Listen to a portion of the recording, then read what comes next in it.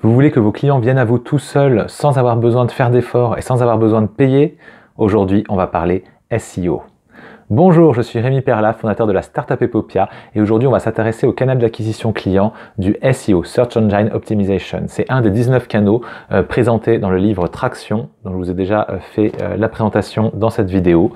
Et aujourd'hui on va se focaliser sur ce canal qui est un canal très important, qui est très utilisé et qui sert au-delà de l'acquisition client de base, elle sert aussi beaucoup pour les autres canaux. Donc on va le voir vraiment, c'est quelque chose auquel, même si on n'en fait pas son canal d'acquisition principal, il faut y mettre un peu d'effort dans tous les cas. Pour le définir, donc, c'est comment faire en sorte que vos clients vous trouvent sur Internet de manière organique, naturelle, gratuite, quand ils recherchent dans les moteurs de recherche, par exemple de Google. Alors il faut savoir que c'est quand même un canal qui est lent et coûteux en temps, parce qu'au démarrage vous allez le faire et ça va pas faire d'effort, pas faire d'effet. Donc ça demande beaucoup d'efforts pour peu d'effets dans un premier temps, mais à long terme, en fait cet effet, il va se cumuler et il va grandir, plus le temps va passer, plus ce que vous avez fait comme effort au début va payer. Donc typiquement au début, vous allez faire une bonne stratégie SEO, vous allez gagner un visiteur par mois qui va venir par là, mais au bout de 2 mois, vous allez avoir 5 visiteurs par mois qui viennent par là, et au bout d'1 an, vous allez avoir 100 visiteurs par mois qui viennent par là. Et donc si au début ça a l'air de pas payer, faut se méfier, il faut au moins 6 mois avant qu'une stratégie SEO commence à être vraiment prise en compte par Google, parce que l'ancienneté joue aussi, le volume joue aussi. Donc voilà, il faut pas s'inquiéter de ça, au contraire, parce que ce qui est intéressant, c'est que par contre, tout l'effort que vous avez fait, là on a vu, on en a 100 à la fin de l'année qui viennent par mois, mais dans 5 ans, il continuera à vous envoyer au moins 100 personnes par mois. Vous aurez fait plus rien, pas d'effort supplémentaire, pas 1 euro de plus dépensé, mais toujours cet effort fait au début, continuera à payer, voire même il aura pris de la confiance, donc il enverra plus 100 par mois, mais il enverra 1000 par mois. Donc c'est quelque chose qui monte en puissance avec le temps. Donc plutôt vous commencez, plus vite vous en cueillerez les fruits. On est typiquement dans une stratégie d'inbound marketing, donc le but c'est pas de payer pour attirer les gens et aller les chercher et les attirer à nous, c'est que eux viennent à vous d'eux-mêmes. Ils cherchent, ils tombent sur vous tout seuls, c'est eux qui sont à la recherche, c'est eux qui viennent ouvrir la porte. Donc ça c'est plutôt cool. Et puis c'est un canal qui va se très bien s'additionner avec 2 autres canaux, parce qu'en fait le SEO, on va le voir, ça repose notamment sur 2 choses très importantes, sont le contenu et les liens. Et en fait le contenu et les liens, vous allez l'avoir aussi dans 2 autres canaux d'acquisition qui sont très intéressants, qui sont les blogs ciblés, qui va vous amener les liens. On l'a vu dans cette vidéo, comment avoir cette stratégie et pourquoi il est important de la faire au début, notamment parce que par la suite, elle sert pour le SEO.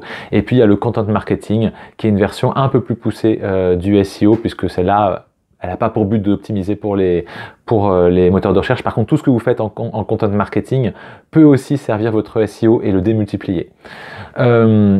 Donc voilà, blog ciblé, content marketing, c'est 2 autres stratégies qui vont très bien se cumuler avec le SEO. Et puis donc le but, c'est que vous soyez numéro 1 sur les mots que vous avez ciblés, les mots de recherche, les phrases de recherche que les gens vont rentrer dans les moteurs de recherche, vous voulez que vous soyez numéro 1. Donc il faut avoir conscience qu'en fait, quand les gens font des recherches sur Internet, déjà 90% des clics vont être sur la première page de Google. Donc si vous êtes en 2e, 3e, 4e page, c'est déjà perdu, vous n'êtes pas référencé. Pour être référencé, il faut être en première page. Et je suis gentil, mais en fait, la première page, c'est bien. Être dans les 3 premiers, c'est mieux, parce que je pense que 70 à 80% des clics se font dans les 3 premiers liens. Regardez-vous, quand vous êtes sur Google, vous cliquez très vite, vous scrollez très peu. Donc voilà, il faut être le plus haut possible. Et puis c'est important aussi, notamment sur vos propres marques et sur vos mots-clés, parce que derrière, vous avez fait des stratégies de type blog cible par exemple, blog ciblé, donc vous avez des gens qui ont fait des articles sur vous, s'ils sont mieux référencés que vous, parce qu'ils ont de l'ancienneté, ils ont déjà un site qui a beaucoup de volume et qui est là depuis longtemps, et qui sont mieux référencés que vous, et que les gens vous cherchent parce que vous avez fait par exemple des pubs, vous avez fait des pubs dans le métro, les gens vous cherchent sur Internet pour vous retrouver et tombent sur les blogs qui ramènent chez vous, et vous allez devoir payer en plus une commission au blog si vous avez un système de paiement avec eux, et du coup vous voulez pas payer la pub qui les a attirés sur Internet, puis repayer un intermédiaire. Enfin, c'est stupide. Donc vous voulez être en haut. Donc déjà sur vous-même, sur votre marque, vous devez être en haut, mais vous devez l'être aussi sur vos mots-clés principaux de base. C'est quand même vachement mieux. Alright. Et donc on va cibler vos mots-clés. Donc c'est vous, votre marque, mais aussi les mots-clés thématiques tels que les gens vont vous rechercher. Si vous faites un truc pour les RH, c'est je cherche solution pour pouvoir gérer mes ressources humaines facilement. Voilà, vous voulez être référencé là-dessus. Les gens ne vont pas forcément vous chercher par votre nom parce qu'ils ne vont pas le retenir, ils ne vont pas savoir comment ça s'écrit. Et puis, il faut aussi avoir donc du coup conscience que tous les canaux offline de communication, tout ce qui est publicité, salon, enfin tout ce qui se fait hors Internet, il n'y a pas de lien direct, donc de toute façon les gens doivent vous rechercher pour vous trouver. Donc tout cela, de toute façon, ils doivent passer par l'étape moteur de recherche et donc il faut que vous soyez en haut, sinon ils vont pas vous retrouver et c'est comme ça que vous allez avoir un concurrent qui est mieux référencé que vous sur vos mots-clés et le mec qui vous a découvert dans un salon, il tape les mots-clés pour vous retrouver et puis en fait il va retrouver un autre qui correspond à peu près à la bonne définition, il est plus sûr du nom, il va aller chez eux et c'était vos concurrents. C'est bête. Donc voilà, c'est important d'être bon SEO. Voilà, ça c'est déjà le pourquoi, c'est un canal qui est hyper important. Voilà, ça c'est clair. Ensuite, c'est quoi? Comment ça se décrit? C'est quoi les stratégies en SEO? Il y a plusieurs choses. Il y a les mots-clés de tête, les FAT-Head. Donc vraiment, c'est les mots-clés si vous êtes vous êtes concessionnaire de voitures. C'est voiture de course, voiture Renault, voiture jaune, voiture familiale. Voilà, ça c'est le truc, il y a des millions de recherches par jour sur ces mots-clés et il y a des tonnes de boîtes qui se battent pour être référencées dessus. Donc c'est hyper dur. Et puis il y a les longues traînes. Voiture jaune familiale 7 places 2017. Et bien là, il y a moins de gens qui le cherchent, hein. Mais il y a aussi moins de gens qui se battent pour être référencés dessus. Donc du coup, là, vous avez plus de chances d'y arriver. Alors du coup, il y a moins de gens qui le recherchent, donc c'est moins intéressant. Ok, mais l'intérêt, c'est que vous n'allez pas faire une longue traîne. Si vous allez faire 10, 100 longues traînes, et qu'à la fin, en fait, ces longues traînes cumulées font autant, voire même mieux, qu'un mot de tête sur lequel vous n'aurez jamais réussi en fait à vous référencer. Donc c'est pour ça que c'est la stratégie qui est préférée en général, notamment quand on débute, parce que ça coûte très cher d'être sur les mots de tête et c'est plus facile d'être sur des longues traînes. Et il faut savoir que la recherche en général, c'est 30% des recherches sont faites sur des mots de tête et 70% des recherches sur Internet sont sur des longues traînes. Sauf que c'est fractionné en des milliards de possibilités, là où les mots de tête sont sur un nombre beaucoup plus réduit. Et donc pour le gros de votre stratégie, ça va être d'être sur les bons mots. Donc il faut choisir ces bons mots. Pour ça, il y a des outils du type Google Keyword Planner, qui est un outil qui est dans Google Ads, donc les publicités sur Google. Vous faites votre compte et ensuite vous avez accès à cet outil. Vous allez pouvoir rentrer des mots-clés et voir des mots-clés, des phrases-clés, et voir quel est le taux de gens qui les tapent chaque mois selon une zone géographique, selon une période. Et donc vous allez pouvoir choisir vos longues traînes les plus pertinentes dans votre domaine, celles qui sont souvent recherchées. Et c'est là qu'est le cœur du travail. Le reste, c'est long, c'est fastidieux, mais c'est long et fastidieux et inutile si vous le faites sur des mots qui ne sont pas pertinents. Donc le gros de votre travail va d'abord d'être qualifier les bons mots, les bons longues traînes, voilà, savoir où est-ce que vous voulez mettre l'effort. C'est là qu'il va falloir mettre le plus d'énergie parce que si ça vous le faites de travers, le reste n'a plus aucun intérêt. Donc voilà, passez vraiment de l'énergie là-dessus. Pour comprendre quels sont les mots que vous voulez viser. Si vous ne trouvez pas assez de demandes qui collent dans votre domaine, c'est peut-être que le SEO n'est pas un bon canal pour vous. Il y a des boîtes pour lesquelles le SEO ne fonctionne pas. Nous, typiquement de base, chez Epopia, on fait des aventures par courrier pour faire lire et écrire les enfants, sauf que personne ne va sur Google pour chercher « j'aimerais une solution par courrier pour faire une correspondance avec mon enfant ». Personne ne tape ça, donc nous, de base, le SEO, c'était pas notre canal, sauf que par la suite, dans une phase 2, on a pu investir beaucoup plus dans le SEO, mais cette fois, de manière plus périphérique. Donc on cherche pas, alors, de toute façon on est mettre sur le mot-clé notre marque Epopia, mais de toute façon comme personne ne cherche service par courrier postal, on s'en fout d'être référencé là-dessus. Par contre, outils pour aider à apprendre à lire à mon enfant, outils pour apprendre à écrire à mon enfant, là typiquement, il y a des choses qui sont intéressantes, ceux qui cherchent ça seront intéressés par l'offre, notre solution. Donc on se référence sur une galaxie autour des mots-clés, donc autour de notre thématique, et pas au centre. Et typiquement c'est le cas d'Uber par exemple, hein. Personne ne tapait sur internet je cherche une alternative par mobile au taxi parce que c'est vraiment trop chiant les taxis, donc personne ne les cherchait sur internet, donc le SEO n'était pas une bonne stratégie pour eux, c'est pas par là qu'ils sont passés, donc c'est pas forcément pour vous. Et c'est là où il faut chercher les mots-clés et voir s'il y a vraiment un intérêt. Ensuite, vous pouvez tester vos hypothèses. Vous avez fait votre liste, donc vous listez votre liste de longues traînes avec le nombre de volumes mensuels, donc par ordre de préférence, et vous allez pouvoir les tester à ce que déjà la vérité est souvent contre-intuitive et c'est difficile de savoir où est-ce qu'elle est. Donc vous allez par exemple aller mettre un petit budget sur Google Ads sur une série de longues traînes et vous allez voir lesquels convertissent. Ceux qui convertissent, vous voulez les maîtriser et les avoir en gratuit. Ceux qui convertissent pas, vous vous en foutez, ils descendent de votre liste de priorité. Et puis, dans ces longues traînes, on l'a dit, vous allez les mettre par ordre de priorité, parce qu'il y en a qui sont plus intéressants que d'autres, il y en a qui vont faire quand même 1000 visites par mois, là où d'autres vont faire moins de 10 par mois.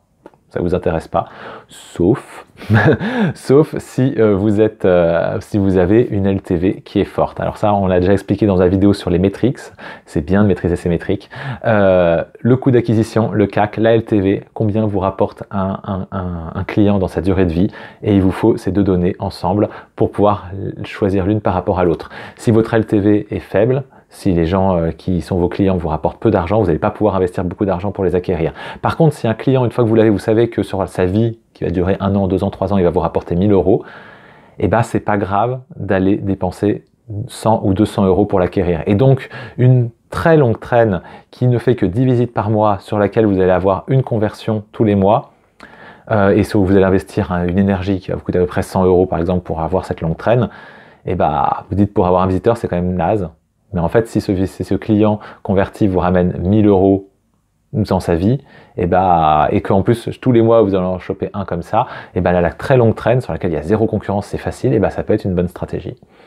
Donc, encore une fois, l'effort par rapport à combien vous rapporte votre client, c'est important de maîtriser la LTV et le coût d'acquisition.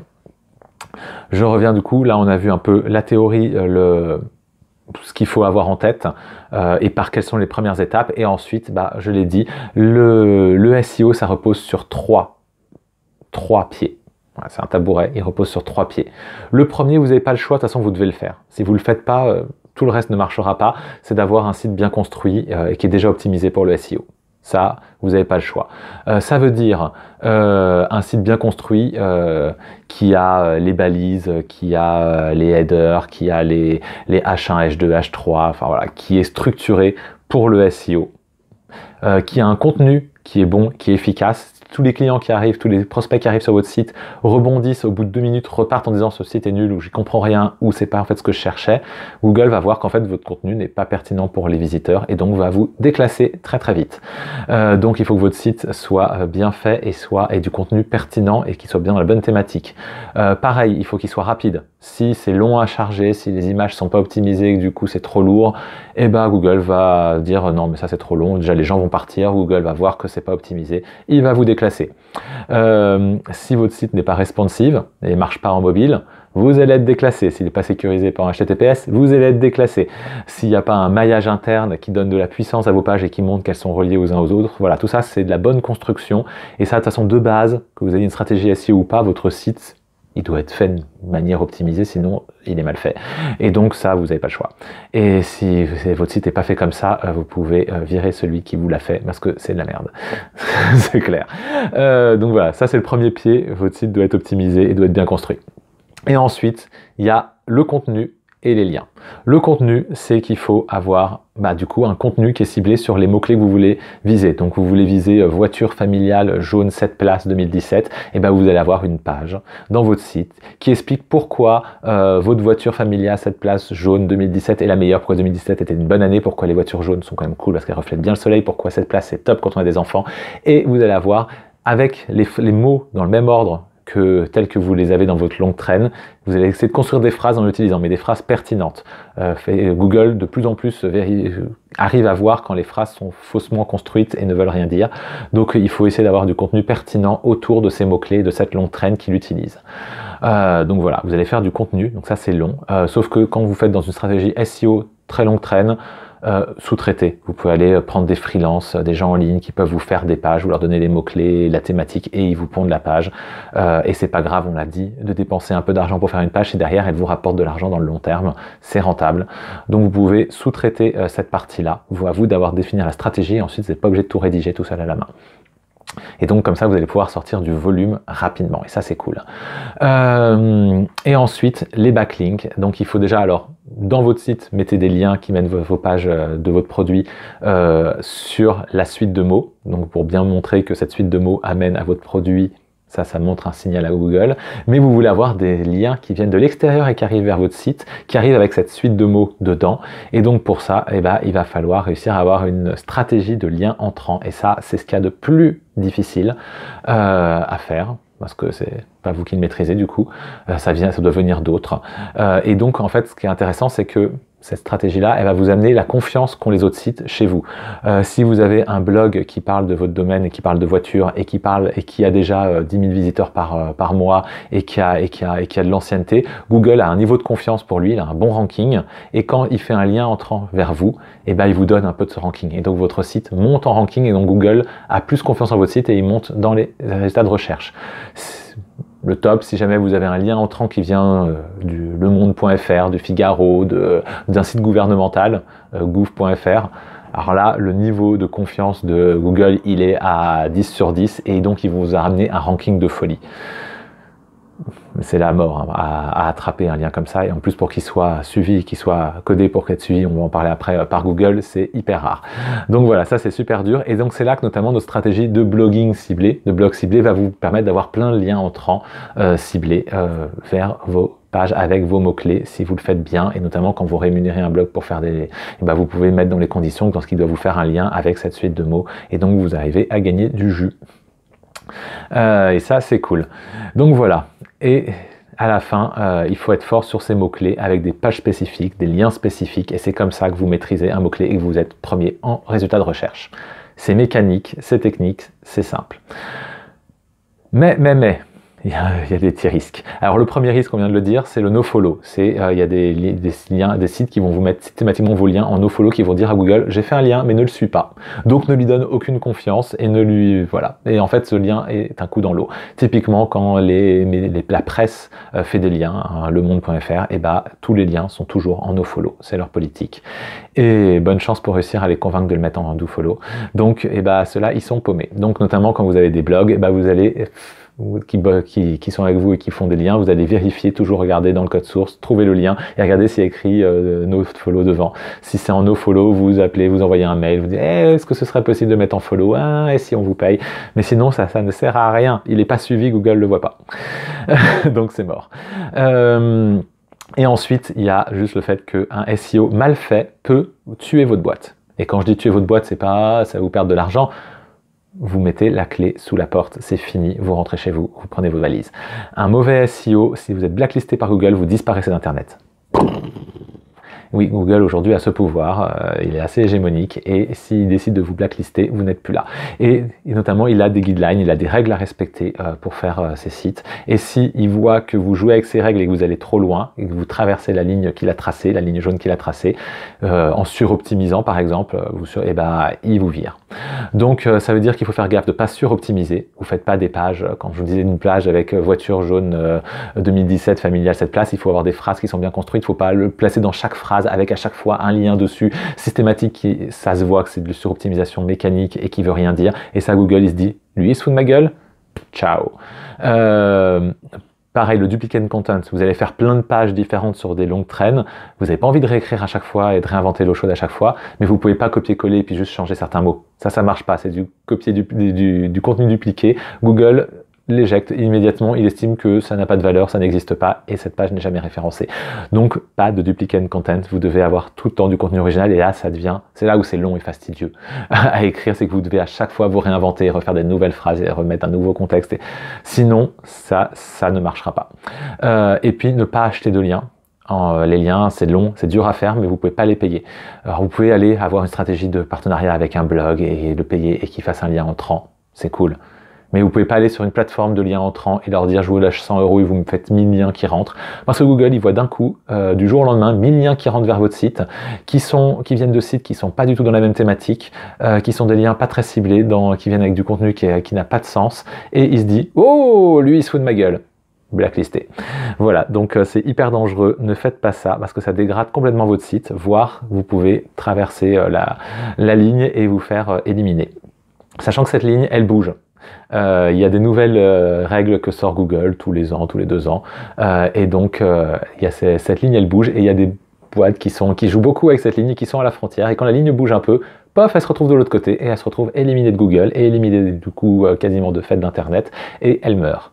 Donc ne vous rapprochez pas trop de cette ligne, parce qu'en plus elle a tendance quand même beaucoup bouger, et à aller de plus en plus vers un truc de qualité, leurs IA sont de plus en plus fortes, et ils arrivent à repérer de mieux en mieux, et ça devient vraiment chaud de faire du SEO suroptimisé, donc c'est là qu'on va aller doucement vers une stratégie de content marketing qu'on va voir là et qui va vous permettre de faire aussi du SEO mais avec un contenu qui pour le coup est d'hyper qualité, donc Google va kiffer parce que les gens vont le manger encore et encore, vont y rester longtemps, il n'y aura pas de taux de rebond, ils vont suivre les liens, enfin, et là Google va voir que c'est du vrai SEO pour de bonnes raisons et donc il va le suivre. Voilà, donc le SEO c'est un canal hyper pertinent, hyper puissant, qui est rentable dans la longue traîne et dans le long terme, donc c'est génial, et en même temps c'est dangereux si vous faites un peu trop comme des bourrins. Il faut, ouais, ça va vite, mais du coup ça se paye cher, donc il faut parfois prendre le temps et le faire un peu moins vite. Et puis s'il y a de la concurrence, ça nécessite encore plus de temps et d'expertise, parce que du coup, pour rester en haut, la concurrence va essayer de vous avoir et il faut repasser dessus, donc il faut avoir de nouvelles stratégies pour réussir à rester à la tête, et ça peut devenir une compétition. Essayez de pas être trop sur les mots trop compétitifs, parce que ceux-là ils sont usants, mais en même temps, si vous vous battez pour, c'est qu'ils rapportent assez d'argent, donc ça peut être aussi cool. Mais voilà, ça peut à un moment, si vous êtes vraiment dans une compétition, ça devient de l'expertise, et là vous pouvez plus le faire seul et il faut aller chercher de l'aide extérieure. Voilà pour le canal SEO, j'espère que j'ai bien expliqué tous les tenants et aboutissants. Je pense que dans de futures vidéos, on verra un peu le détail de tout ça plus techniquement. Mais là déjà, ça vous donne des bonnes règles et bien comprendre sur quoi ça repose, à quoi ça sert et pourquoi c'est si puissant.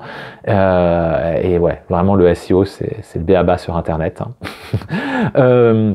Donc si cette vidéo a été claire pour vous et vous a aidé à y voir plus clair, partagez-la avec tous les porteurs et porteuses de projets autour de vous, les entrepreneurs et les entrepreneuses qui ne sont pas encore des experts en SEO, parce qu'il faut maîtriser ce canal. Donc partagez cette vidéo, cette connaissance, je la propose exprès pour qu'elle soit partagée vers ceux qui en ont besoin.